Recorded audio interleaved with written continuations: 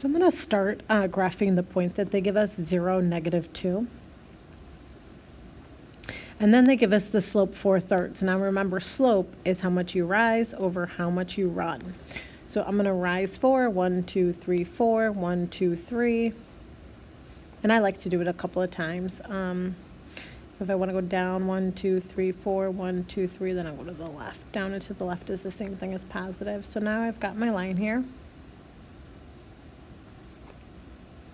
And so when you write the equation of a line, it needs to be in the form y equals mx plus b. We need to know b, that's the y-intercept. And if you look at your graph, you would see that this 2 is at this -2 is your y-intercept. And then they give you the slope. So now we can just plug the slope into m. So we have y equals 4/3 x. And then your b value, we said, was a -2. Because that's where it's graphing this. Now, you don't have to graph the line. I just thought that it would be helpful. A lot of people can see this and know, hey, if my x is 0, then that means that this -2 is my y-intercept. That means that's the point that it's going to cross the y-axis. And if you understand that, that would be fine then to skip that graphing step. Let's go on to part B here. We want to translate the graph of the line up 4 units and to the right 3 units. What is the result? Write the equation for the resulting line. Okay, so let's do this in a red color. So we'll do it in a different color. And we want to translate the line up 4 and to the right 3. So that means at each point, I'm going to move each point up 4 and to the right 3. So 1, 2, 3, 4, 1, 2, 3. Then the next point, 1, 2, 3, 4, 1, 2, 3. Notice that I'm plotting on the same line. If I move that last point, 1, 2, 3, 4, 1, 2, 3, and I end up back on that line again.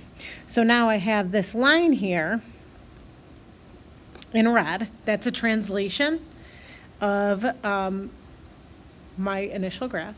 And what is the result? The red line sits right on top of the purple line. So the result is it's the same line that we started with.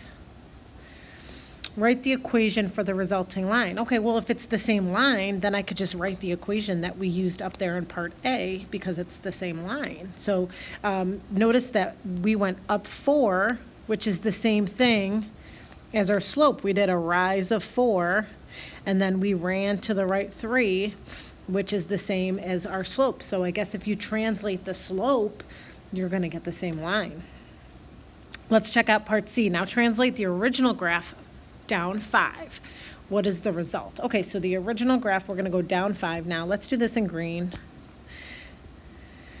And so if I go down 5 units, 1, 2, 3, 4, 5, 1, 2, 3, 4, 5, and 1, 2, 3, 4, 5. Okay, so now I have this new line that is green. What is the result? Well, now it looks like the lines are parallel because they never intersect each other. So I'm going to say the original and the translation are parallel. What is the equation for the resulting line? Okay, well, we need the equation in that y equals mx plus b. Now, here's the thing.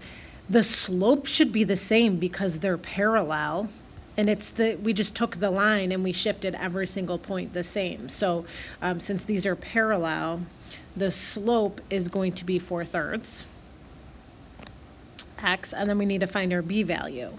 Well, our b value for the green line is right here where where y is a -7.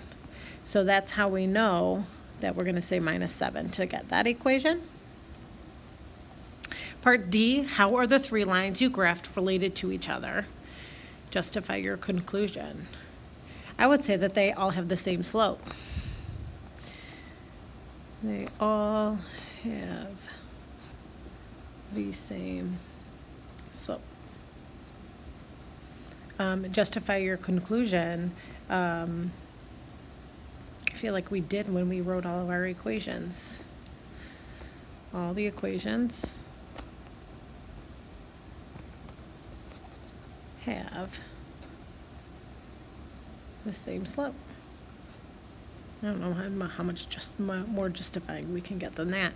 Write the equation of a line that is perpendicular to these lines and passes through the point 12, 7. Okay, well, let's find 12, 7. What color haven't I used yet?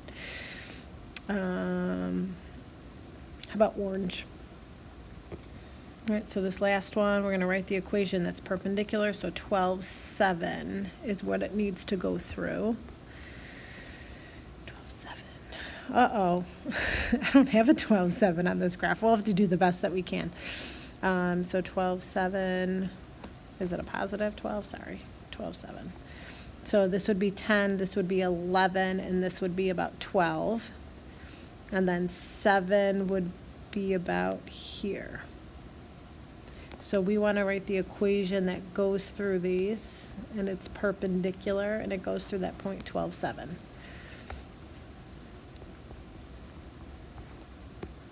And it's got to be perpendicular to these lines. Well, if it's perpendicular to these lines, then that means it has to have the opposite reciprocal slope.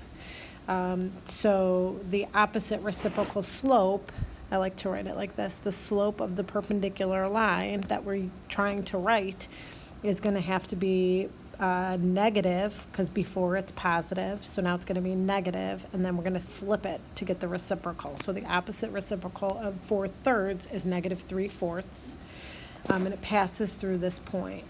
I mean, I'm not going to see where it crosses the y-axis, so I would probably use algebra to make sure that I'm not just guessing. So I would use this 12 and this 7 as my x and my y value to find the b value. So this is my x and this is our y. So we know that an equation needs to be y equals, we know our slope of this line has to be negative 3/4 x plus b. Well, in order to find b, we have to plug in these x and these y values. So instead of an x, I'm going to put a 12. And then instead of a y, I'm going to put a 7. And so I'm going to go ahead and solve this to get my b value. So sometimes it helps when you rewrite that fraction as 12 over 1.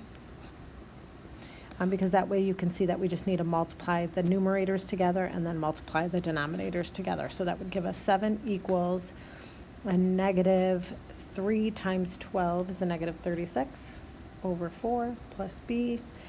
If you plug that in your calculator, you should get a negative 9 plus b.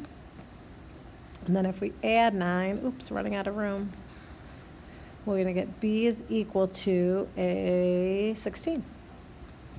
And so then we can go ahead and write that equation now because we know the b value, y equals the opposite reciprocal slope of the other lines, x plus 16. So then this would be our, and then we could double check our graph to make sure it makes sense. So if this is 10, and we were to extend that up, 10, 11, 12, 13, 14, 15, 16. Yeah, it's not perfect, but it makes sense. My answer makes sense with the graph that we have.